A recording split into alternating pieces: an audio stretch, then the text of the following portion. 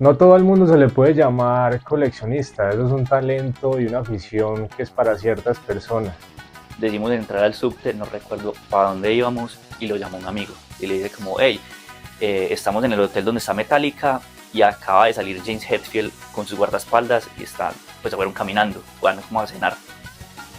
Entonces la idea... Sí, entonces la lógica es como, si él salió, él tiene que volver. Si ustedes reproducen este disco, inmediatamente se aparece una cabra en su habitación, una cabra negra. Duré 15 días con las costillas lastimadas, o sea, inflamadas, que no podía moverme ni nada por eso. ¿Por qué motivo será violento? Hay una chica que está haciendo cositas que no le gustó mucho, como a, o sea, los gringos son muy conservadores en algunas cosas. Miren esto es un long play. ¿Se llama acetato también? Sí. Esto es un acetato.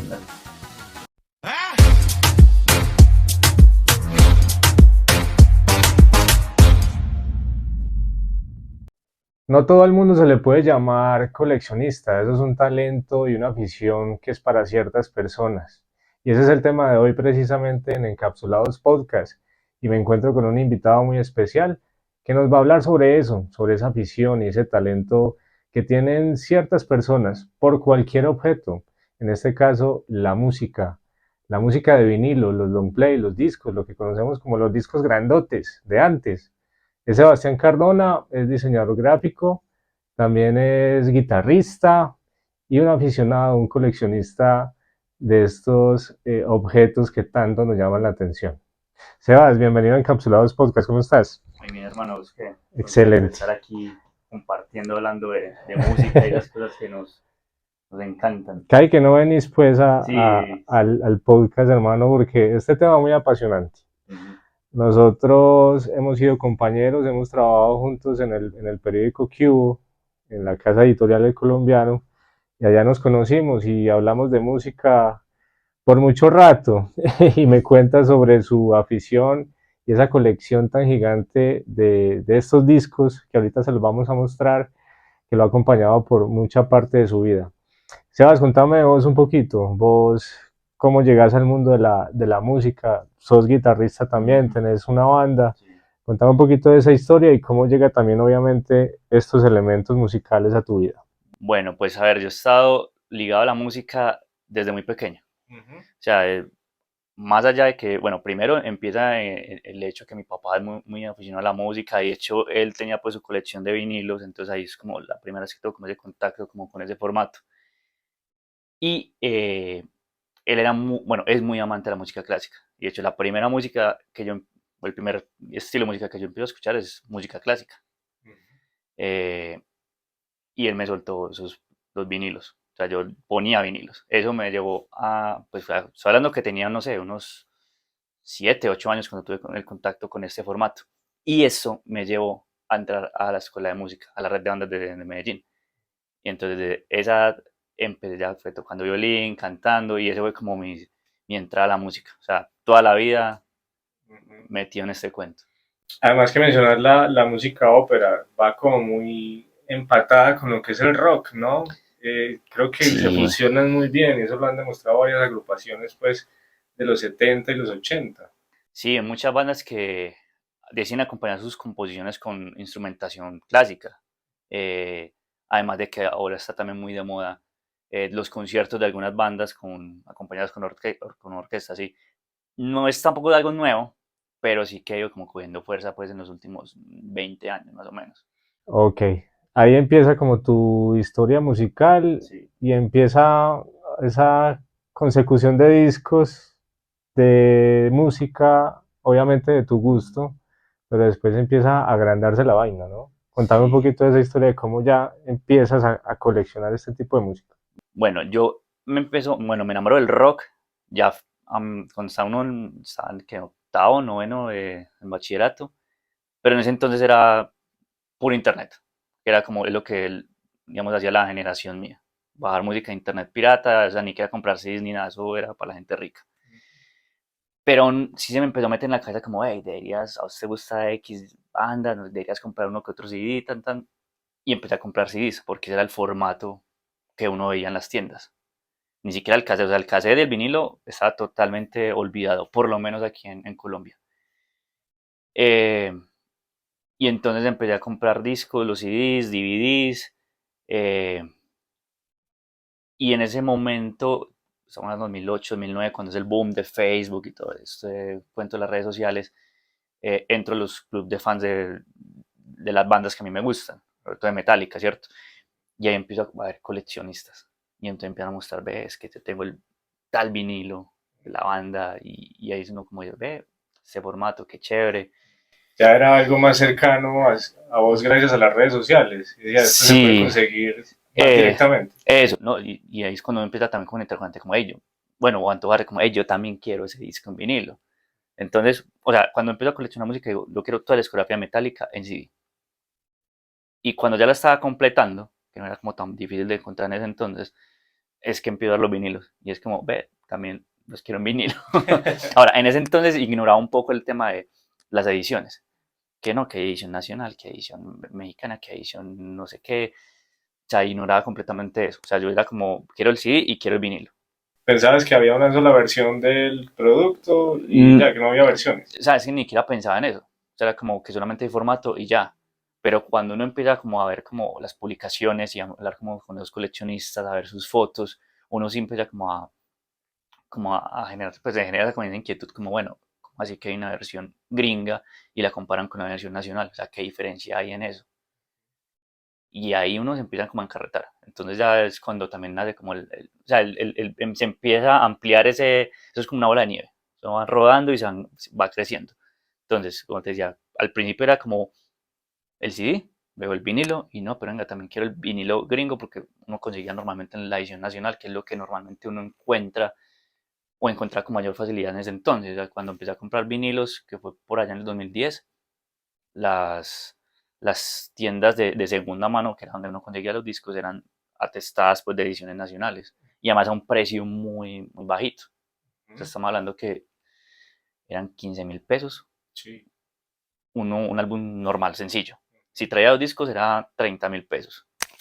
Y, y ya si era pues importado, entonces lo hicieron como a 50.000 pesos, 60.000 pesos.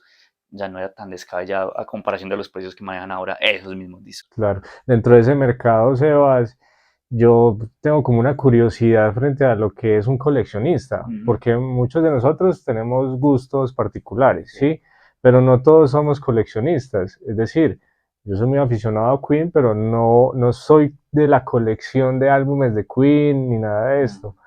¿Qué sensación o qué sentimiento tiene un coleccionista a la hora de convertirse en eso, en un coleccionista de algo?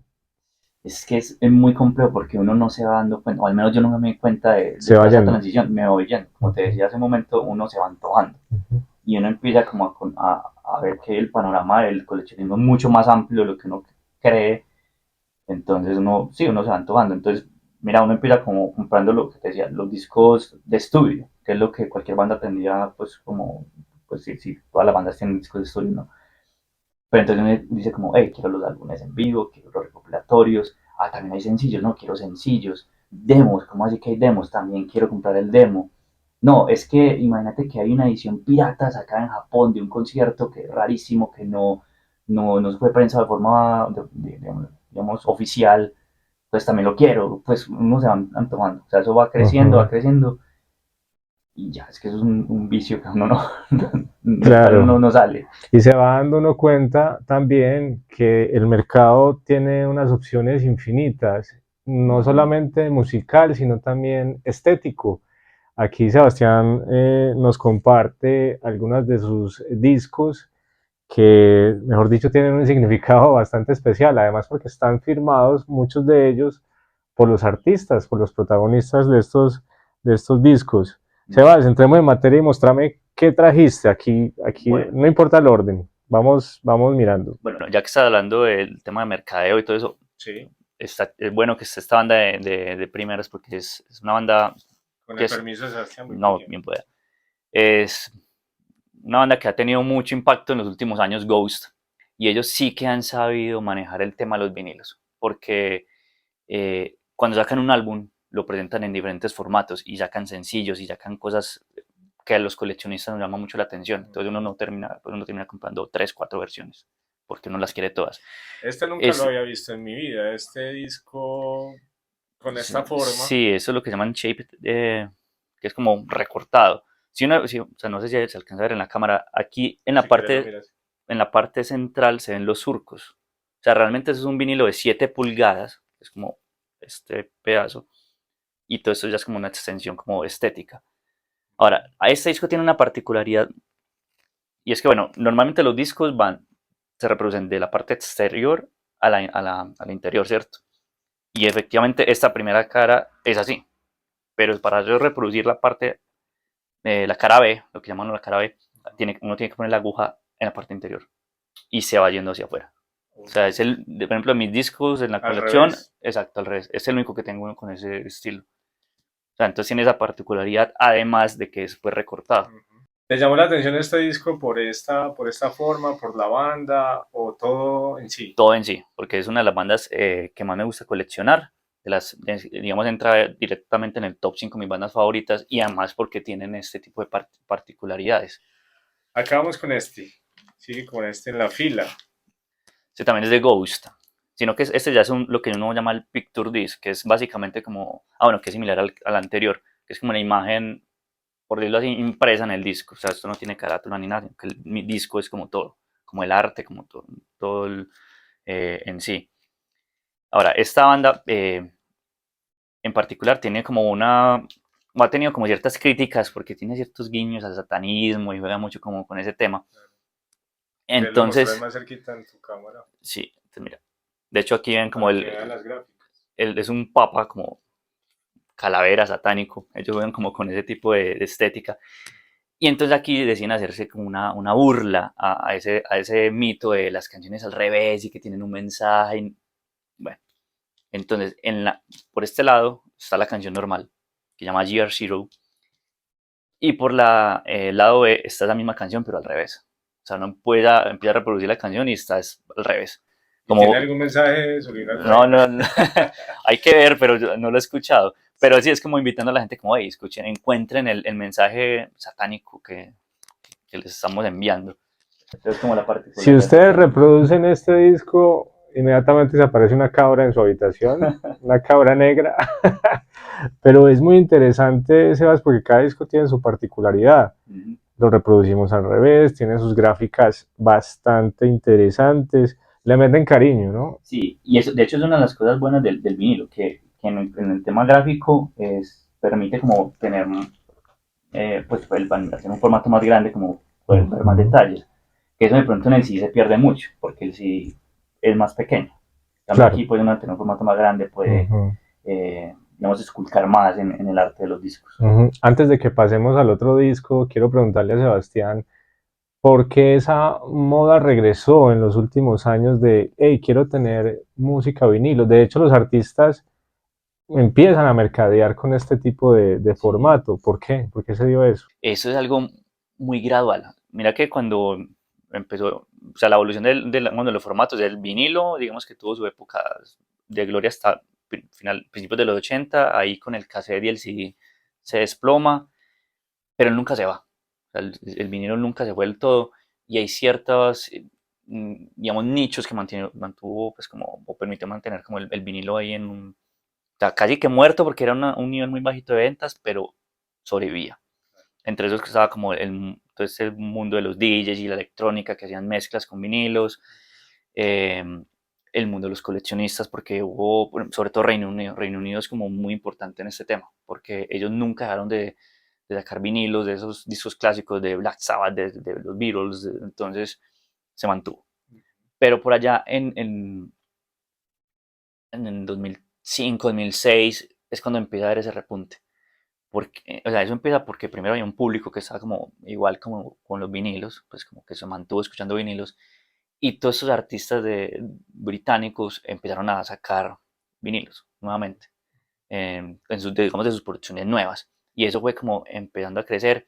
Aparece digamos que es un festival, una fiesta muy importante a nivel mundial, que es el Record Store Day, que va muy de la mano de este formato y de las tiendas independientes de discos. Entonces, creo que es desde 2006 que arranca, 2006, 2007, por esos años, arranca esta fiesta y eso empieza a incentivar a los artistas a sacar discos en este formato. Y entonces desde esa época no ha hecho sino crecer. A tal punto que el año pasado se vendieron en Estados Unidos más vinilos que CDs. Y eso no pasaba creo que desde el 87. O sea, Wow. Y no es un mito que este tipo de formato también conserva ese sonido original de la grabación. No es tan como en los alimentos que no le echan tanto químico. eso, Nos vamos al natural. ¿O eso es un mito? tema complejo. Ok. Porque, por ejemplo, los más puristas de los vinilos, de hecho, prefieren los vinilos, digamos, de ediciones originales, porque son 100% análogos. Digamos, o sea, estamos hablando de grabaciones de, no sé, del 88 hacia abajo. No son muy amantes a los retoques digitales. Ahora, ¿qué pasa? Que los discos que salen ahorita es difícil que no tengan un retoque digital o un master digital o lo que sea. Sin embargo, el vinilo, por la misma, el ritual de reproducción que tiene, los ruidos que hacen, porque o sea, el hecho de poner la aguja sobre el surco, el vinilo ya está generando como una serie de ruidos intrínsecos. Todo ese tipo de cosas generan una experiencia diferente a escuchar música en Spotify o en un CD. Entonces, digamos que igual sí hay algo en la reproducción del vinilo. Perfecto. Y aquí hay un disco clásico, pero bien clásico. Me Ujú. acuerdo de mi juventud. Ponerlo allá, Sebas, además porque lo tienes firmado, ¿no? Sí, este es el primer álbum de estudio de Juanes, cuando tocaba con Equimosis y hacía heavy metal, thrash metal. De hecho, aquí está firmado este Mechu acá, es Juanes, el bajista de la banda Andy. ¿Qué te dijo Juanes cuando le mostraste este long play? No, ¿Recuerdos se le vinieron a la cabeza? él lo miraba y leía las canciones. Yo creo que eso le traía muchos recuerdos porque es una época muy distinta a lo que él hace hoy, ahora, con su música. Eh, pero le gustaba ver estos discos y ver que hay gente que todavía llega y lo recuerda por lo que pasaba o lo que hizo pues con esta banda, que fue como su inicio, ¿no? Pues como lo que le dio como inicio a esa carrera musical. ¿Quién está en la portada? Hombre, no sé. Esa pregunta me la han hecho tantas veces, pero o sea, no hay ningún integrante de la banda. O sea, no Wow, sé a quién. ¿qué significado tendrá esto? Sí, eso es bastante curioso, me lo han preguntado mucho. Ahí vemos las fotografías de los integrantes de Quimosis. Aquí Juanes en su juventud. Y las firmas, los autógrafos que se le dieron a Sebastián. Has sido una persona de buenas con este tema, ¿no? Porque has conocido artistas que han sido de tu gusto musical. Sí. Incluso llegaste a Metallica. Contame un poquito la historia antes de pasar a estos discos. Ujú. Con Metallica en un reciente concierto en Argentina, que fuiste hasta Argentina. Sí. ¿Y qué pasó ahí? Cuenta porque la anécdota quiero que la contes vos. Bueno, con Metallica es bastante particular la cosa. Hay un amigo de hace muchos años, se llama Alejandro Pasos, y yo digo que él hace parte de una red internacional de acoso a artistas, porque El tóxico. sí, porque él tiene como contactos en diferentes países, con amigos que hacen lo mismo, ir a los hoteles, a los aeropuertos, a, a buscar a esos artistas, a, a pedirles autógrafos, a fotos, el recuerdo, como de pronto conversar un poco de música. Y bueno, él también decidió ir a Argentina. De hecho, fue mucho porque yo le dije como, hey, compré tickets a Argentina, deberías comprar. Y vamos al concierto. Y él como, ah, sí, bueno. Así como si tengo toda la plata del mundo, entonces de una. Y la cosa es que él me ha dicho como, deberías llevar discos de Metallica para firmarlos. Nos conseguimos el dato en qué hotel están. Y en el momento no le presté mucha atención a eso. De hecho, yo voy a Argentina sin ningún disco de Metallica ni nada. Y recuerdo que estábamos reclamando las entradas del concierto de él. Y estábamos creo que era en Plaza Italia, allá en Buenos Aires. Decidimos entrar al subte, no recuerdo para dónde íbamos, y lo llamó un amigo. Y le dice como, hey, estamos en el hotel donde está Metallica y acaba de salir James Hetfield con sus guardaespaldas y están, pues se fueron caminando, van como a cenar. Entonces la Qué idea, escalofrío. sí, entonces la lógica es como, si él salió, él tiene que volver. Y estamos cerca del hotel. Entonces me dice como, vamos, a ver si alcanzamos a saludar a James. Y yo dije, pues vamos. La cosa es que en cuestión de, no sé, 10 minutos estamos en el hotel y ahí había un puñado de otros, no sé, 10 fans. Entonces empezamos a hablar con ellos, andan como a quemar el tiempo y al momentico vemos que pasa James Hetfield con sus dos guardaespaldas. Él no, digamos que es un momento como que quedó grabado en la mente de nosotros porque él no permitía fotos, no firmas, pero sí nos saludó. Es un tema como que él desde hace unos años no ha tomado fotos, o bueno, tomarse una foto con él es complicado. Pero el hecho de verlo pasar, pues que pasa al lado de uno y se tome la foto, perdón, y lo salude a uno, es como Es bacano. un buen gesto. Ahora, 2 días después del concierto la historia fue distinta, porque yo estaba cenando ahí por el obelisco, estaba comiendo pizza, y me llamó él, como, parce, estoy adentro del hotel. O sea, mira los niveles de acoso de este personaje. Estoy adentro del hotel y acabo de saludar a Robert Trujillo. Y ellos acaban de salir a cenar. Entonces la misma, salieron, tienen que volver. Entonces yo me fui corriendo para el hotel, dejé la comida ahí tirada y esperé un rato. En efecto, al rato entraron un par de vans y se bajó Lars. La cosa es que Lars, o sea, digamos, a nosotros no nos permiten entrar a la parte, digamos, de adentro del hotel, sino que tenemos que esperar desde afuera. Lars, pues que la buseta o la van la deja dentro del hotel, él sale y se va a donde están nosotros y nos saluda. Y él dice como, bueno, le voy a firmar a todos lo que trajeron y me voy a tomar fotos con todos. Y de hecho él fue así, o sea, él se tomó fotos con cada uno de los que estamos ahí, se cercioró de que todos quedamos con las cosas firmadas y ahí sí se retiró, o sea, fue muy, muy formal. Y ahí detrás de él vino Robert Trujillo. Y lo mismo, o sea, pero el Robert un poco más animado, una o dos fotos en diferentes posiciones, fotos con todos, firmas con todos, y ya así se retiró. Y entonces fue como el momento en el que llegué a conocer a Metallica, o por lo menos a gran parte de la banda. Qué bueno. Y ya en el concierto, Sebastián tuvo la fortuna porque llevaba una cartelera que decía, Mm, bueno, recorrí tantos kilómetros desde Medellín, Colombia, hasta Buenos Aires, Argentina, y eso fue bien llamativo sí, para el baterista sobre todo. Y el baterista tiene un gesto con vos. de hecho es una tradición, o es algo como muy común en los conciertos de Metallica, ver gente con banderas pidiendo pics o pidiendo las baquetas. Y mi sueño como fan de Metallica era tener una de las baquetas de Lars, pero no una baqueta comprada en internet porque uno las puede también como comprar en tiendas, sino una baqueta que él hubiera usado en concierto. Entonces yo apelé a esa estrategia como, bueno, voy a utilizar una bandera como la que hace mucha gente en toda parte del mundo, pero tengo que hacerla llamativa. Entonces lo que hice fue escribir un mensaje como, Lars, viajé tantas millas, hice el cálculo de millas de lo que hay de la distancia de Medellín a Buenos Aires. ¿Te acuerdas cuántas? No recuerdo el dato, como 4.000 millones, algo así, no sé, Está lejos. está lejos. Y entonces decía, sí, viajé tantas millas para obtener una baqueta. Y puse como el mapita y una cara como de Lars así sorprendido como para llamar la atención de él. Y en efecto, cuando acaba el concierto, él siempre empieza a pasear por todo el escenario con las baquetas y empieza a ver como, este se merece la baqueta, este tanta, y empieza a tirar baquetas. Él tiraba como 20 baquetas, o sea, él tira un montón. Y ya hacia el final, o sea, ya había tirado un montón y yo estaba preocupado porque no había ido a donde yo estaba. Y empezó como a caminar por el escenario, como señalando con la baqueta, y empezó a señalar mi bandera.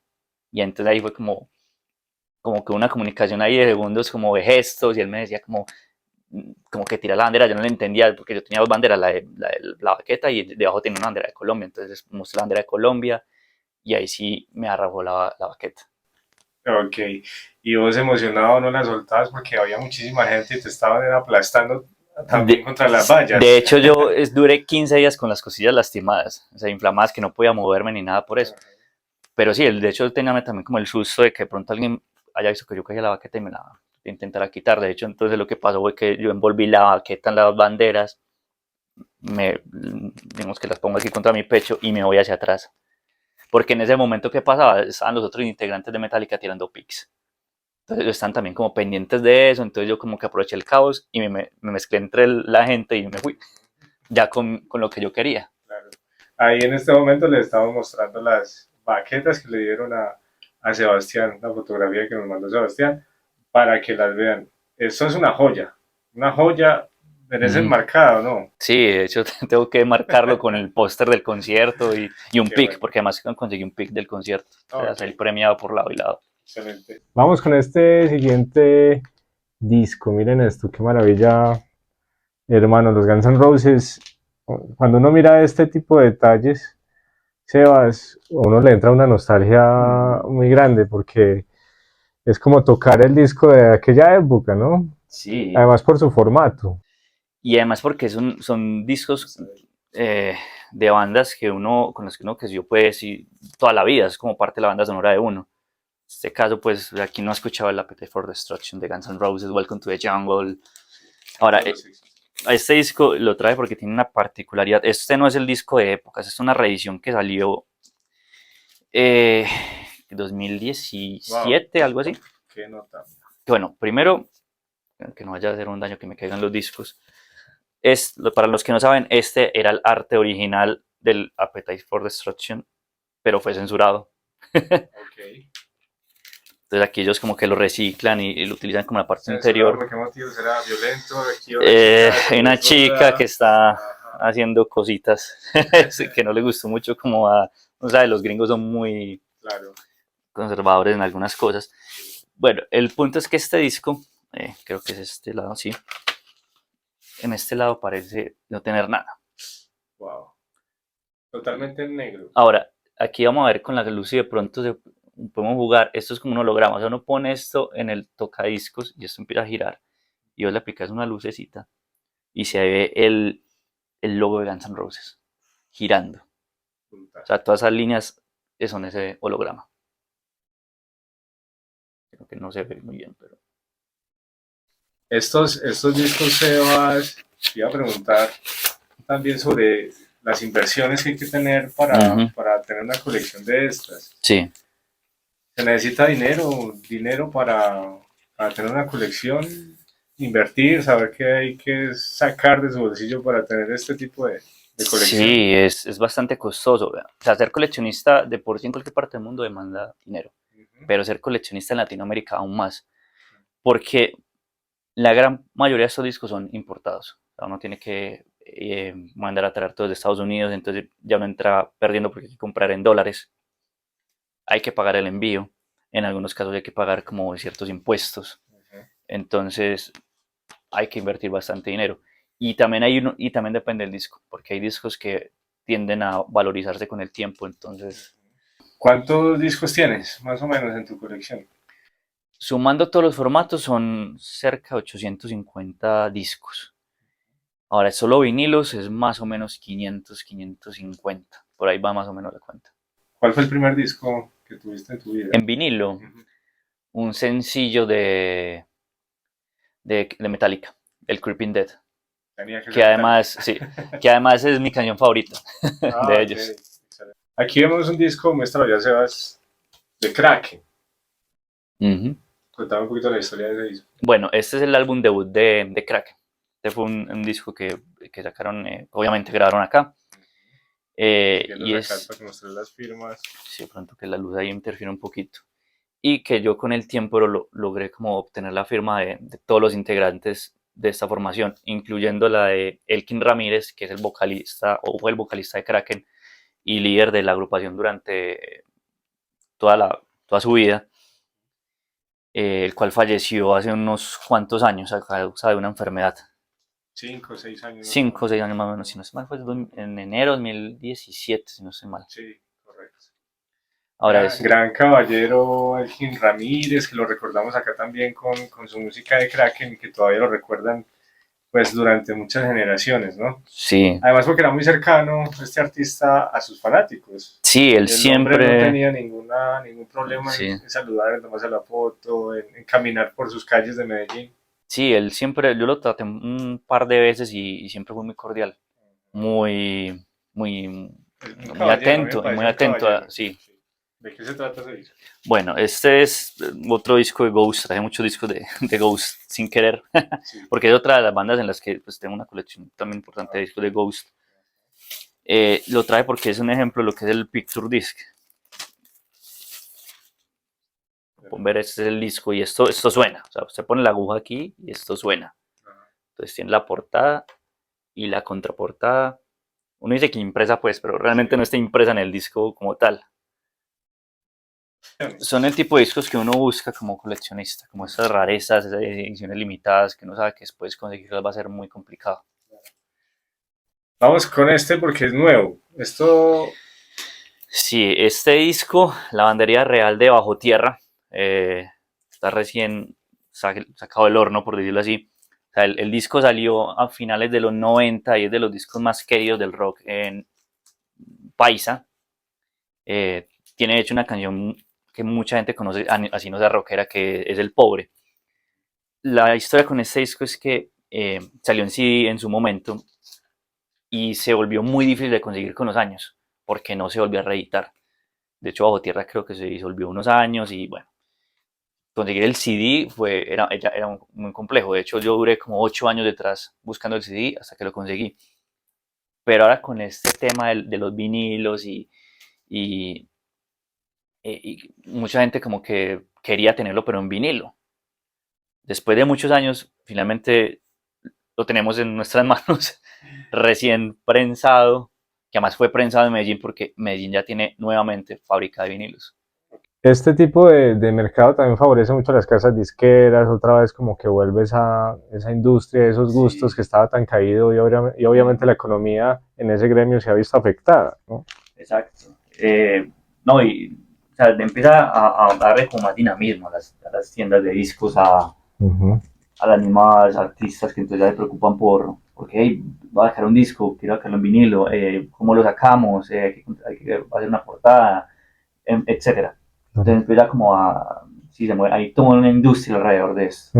Y así sea un mensaje cortico, pues sigue siendo como algo llamativo. Muy bien. Esta es otra de esas joyas de la corona que yo tengo, que es una banda de Medellín, Estados Alterados. Una de esas bandas que yo, insisto, mereció más por lo revolucionario de su sonido en su momento. ¿Qué significa, Sebas, que un disco de estos, obviamente tenerlo ya es una ganancia, pero qué significa que esté firmado? Eso ya le da un valor claro, indiscutible. Además porque son los mismos, o sea, uno ir al artista, como ahí, firmame el disco, y entonces uno empieza como también a compartir historias o anécdotas al respecto. Entonces también como un proceso muy enriquecedor. Es otro disco de Metallica. Ok. ¡Wow! Sí merece toda la protección. Sí, porque es bastante delicado, esas punticas, esas orejitas. Contar como la forma y... Es básicamente lo mismo, un vinilo 7 pulgadas, o sea, la música está en la parte interior del disco. Uno pone esto la giraria y suena. La particularidad de este disco es que es de las joyas que todo coleccionista metálica quiere, porque es difícil de conseguir. Fue prensado en Reino Unido por un sello que yo creo que ya desapareció, que es Music for Nations, y todo coleccionista metálica está detrás de discos de este sello. Impresionante. Miren esto. Esto es un long play. ¿Se llama acetato también? Sí. Esto es un acetato. Una maravilla. O sea, esto es para coleccionistas de verdad, de corazón. Esto es un monstruo, ¿no? Esto es como una gárgola. Un diablo. De hecho, el sencillo es Jump in the Fire. Entonces, el diablito ahí. El diablito. Fuego. El diablito. Aquí tenemos también otro de Metallica.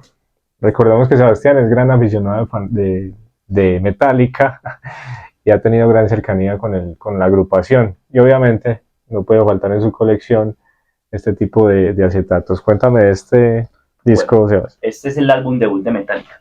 El debut. Exacto, el primerito de todos. Año. 83. Ahora, este lo traje porque esta es la primera edición de este álbum. O sea, esto fue lo primero que salió en Estados Unidos. Prensado por Megaforce Records, que de hecho es un sello que nace para poder prensar este disco. Cuando Metallica pues se interesan en la banda para grabar un disco, la gente, las disqueras no creían en ellos. Entonces, si no estoy mal, es John Zazula el que dice, como saben que al carajo, voy a poner plata, voy a fundar un sello y lo voy a prensar con mi dinero. Y fue la primera edición del Kilomoro. Wow. Que es de los más costosos que tengo porque precisamente eso con el tiempo se ha ido valorizando. De este disco hay muchísimas versiones.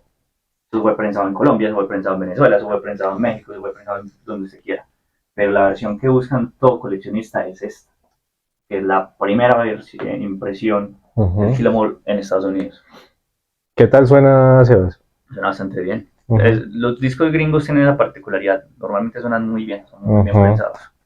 Otra de las, digamos, colecciones que más me llaman la atención y que he hablado mucho con Sebastián sobre el tema es sobre las bandas sonoras del cine.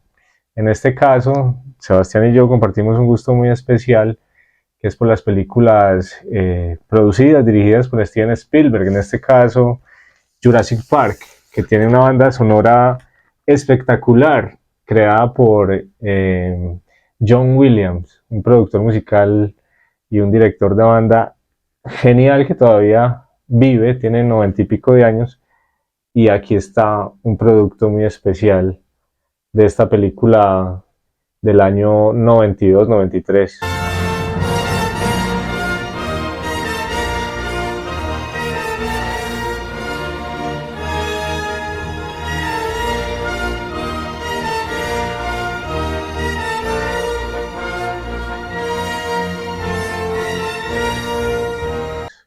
Jurassic Park. La parte, o sea, este disco también lo traje por algo, y es porque, o sea, ahora se preocupan mucho por la calidad de no solamente la impresión del disco o la carátula, sino también de cómo es el acetato.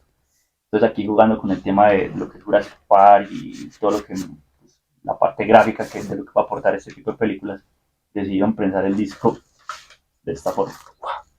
Espectacular. Entonces esto también se vuelve muy llamativo para uno como coleccionista. Encontrar los discos con estos colores, con espectacular. Que no es como el negro tradicional que uno encuentra en cualquier parte. Claro. Claro, mire esto. Disco de Jurassic Park, la banda sonora, que me parece increíble. Las bandas sonoras tienen un poder inmenso porque lo devuelven a uno a esa época, y la película en su mayor porcentaje la hace su banda sonora. Uno la recuerda mucho por su música, lo que es Volver al Futuro, Indiana Jones, Tiburón, Star Wars, Superman, Star Wars sin la Marcha Imperial, por ejemplo. Exacto, que sería Star Wars sin la Marcha Imperial. La Naranja Mecánica, otra de las bandas sonoras que uno... La Naranja Mecánica. Uno dice que es impresionante, uno recuerda mucho la película por la música, Beethoven, todo ese cuento.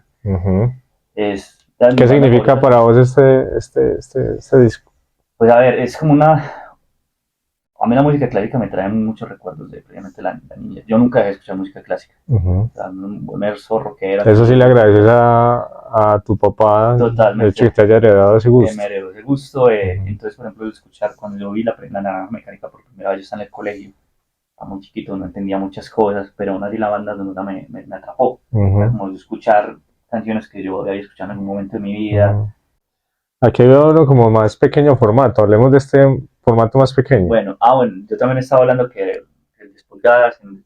Este es un formato muy sencillo, pero ya 7 pulgadas, son más pequeños. Son discos que utilizaban normalmente, bueno, quizá en una o dos canciones. Que también se usaron mucho en ese tiempo, ¿no? En ese formato. Exacto, porque ¿qué pasa? Mucha gente no le gustaba un álbum completo.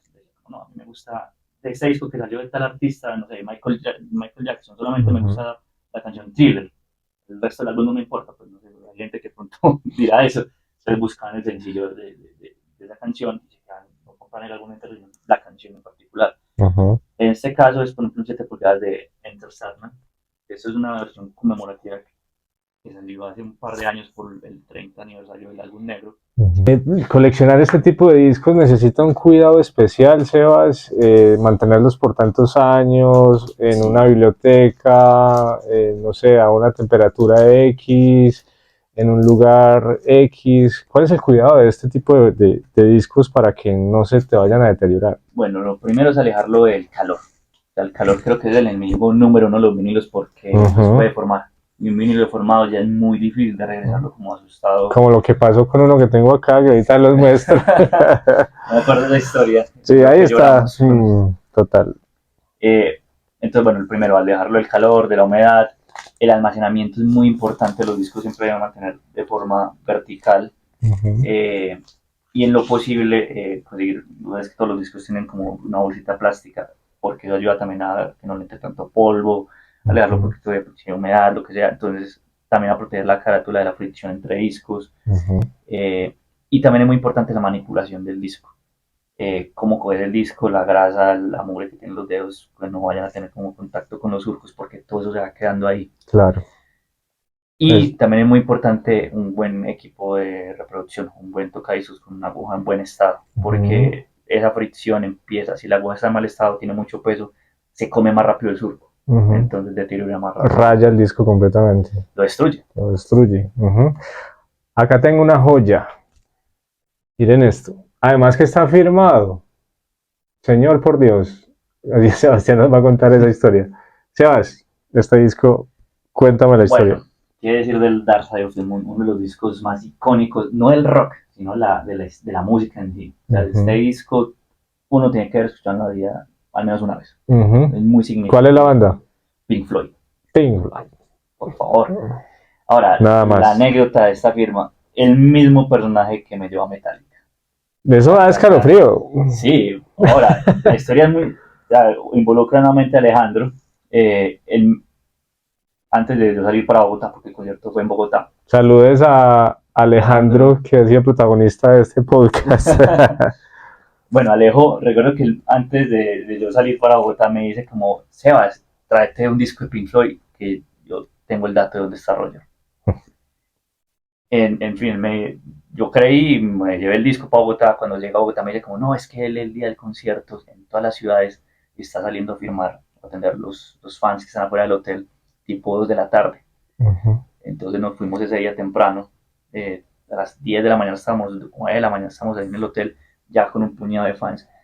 El punto es que a eso de las 11 del mediodía sale uno de los asistentes de Roger y nos empieza a dar fichos a todos los que estamos ahí y nos ordenan una fila.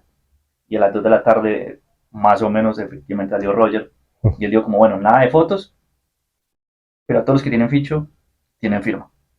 Y entonces fue ese momento como de tener a Roger, saludarlo, a firma. Ujú. Es extraño no tener como un icono de la música porque lo que Ujú. es Roger para la música es impresionante y uno como tenerlo ahí. ¿Expresó algo cuando vio el acetato? No, este disco lo ha firmado millones de veces, Claro. pero si lo Ujú. mira, tan, lo firma. Lo que sí hacen los asistentes es mirar que no sea como un disco ahí como Pirateado. pirateado, una cosa como rara, exacto. Sí. Aunque es muy charro porque detrás de mí había alguien que tenía una versión rusa del Animals y yo creo que ese disco era pirata. Aún así pasó el filtro y fue firmado. Cosas que pasan con todos los artistas, ¿no? Sí. Pero creo que la fanaticada, el público debería tener un poco más de cuidado a la hora de dar un disco para que lo firmen.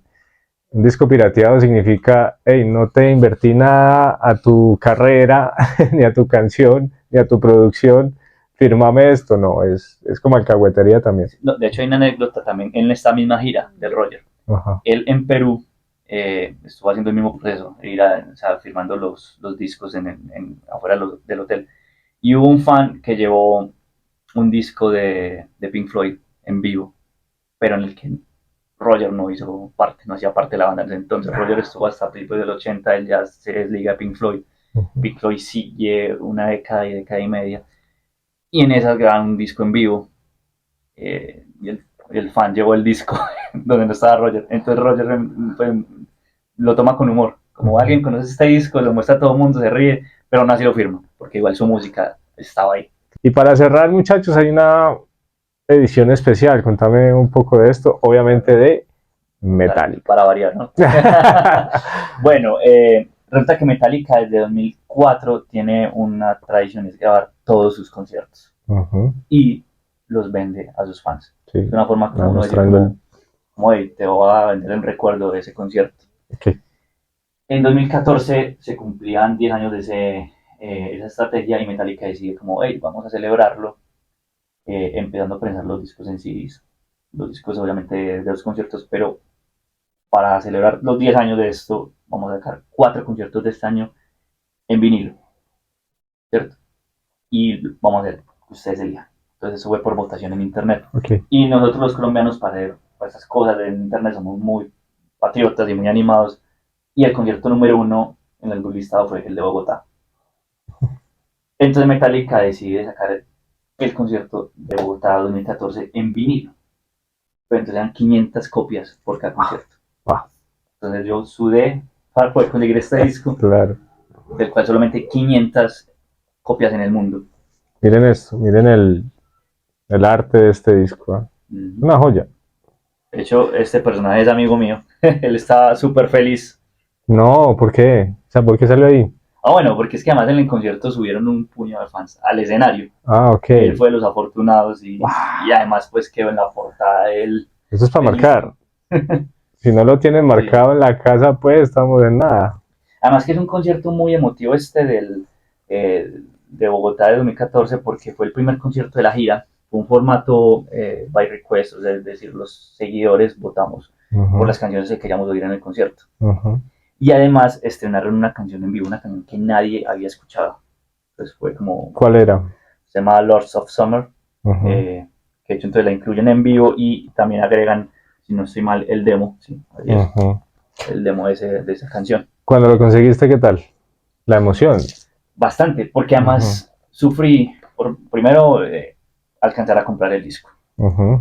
Luego habíamos hecho una especie de chanchullo ahí con una compañera de la oficina y ella iba a Estados Unidos, entonces ella reclamaba el disco y se regresaba con él.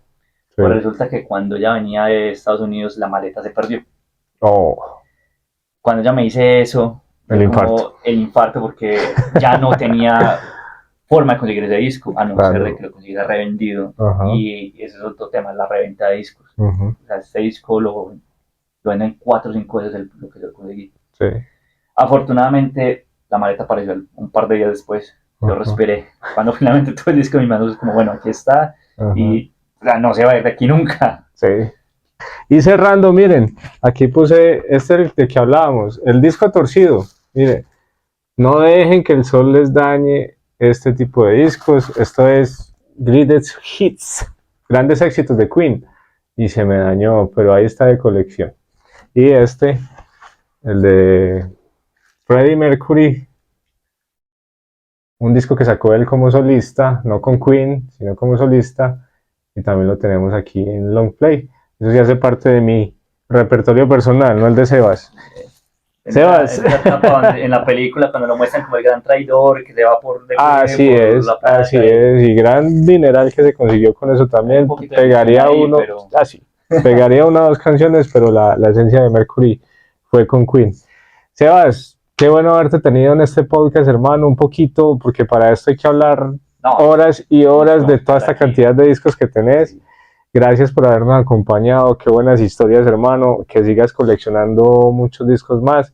Me mostrás cada vez que tengas uno nuevo, por favor, y también lo mostramos a la gente que ve este podcast. Qué buenas historias, hermano, muchas gracias por haber venido. Gracias a vos por invitarme, hablar de este tema es una nota muy apasionante, si necesita, está aquí nuevamente, yo vengo. No lo dude, que aquí va a estar. A ustedes muchas gracias por habernos acompañado, el tiempo es corto para estos podcasts, pero tendremos próximos temas para que se entretengan y hablemos de todo un poquito aquí en Encapsulados Podcast. Recuerden seguirnos en nuestro canal de YouTube, Encapsulados TV, y en Instagram como Encapsulados Podcast. Los esperamos para que vean todo este contenido variado que estamos haciendo para ustedes. Nos vemos y chao, Pingüín.